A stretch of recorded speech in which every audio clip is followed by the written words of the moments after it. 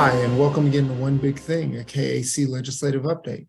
This week, I want to focus on the elections-related bills in the House of Representatives of the Kansas legislature.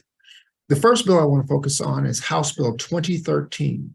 This bill would require runoff elections in the event that a statewide race did not have a candidate reach 50% of the vote in the election.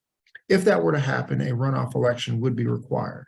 This is important for counties because obviously counties pay for and manage all of the election-related information. So counties would be required to also pay for a runoff election if this bill went into place. This is an important bill to keep an eye on, and I know that our county clerks and elections officials have already been watching this bill.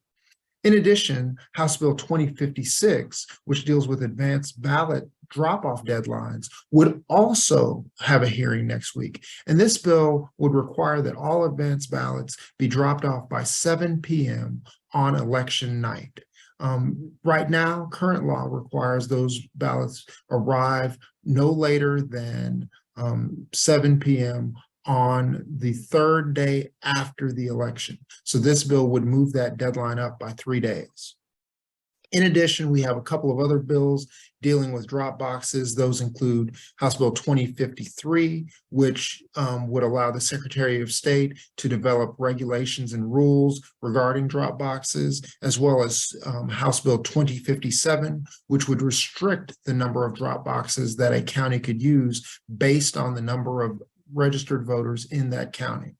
And then finally, there would also be a bill, House Bill 2054, that would change the deadlines for requesting a recount in an election. As you may remember, last year we had several recounts that took place throughout the state. And so this bill would change the deadline for requesting those recounts.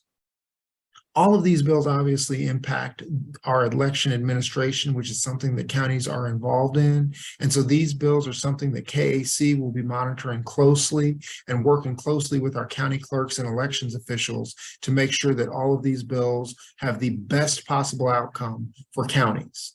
If you have any questions about any of these bills that I've mentioned today or other bills that you may have interest in, please don't hesitate to contact the Kansas Association of Counties and get in touch with me to talk about this important legislation.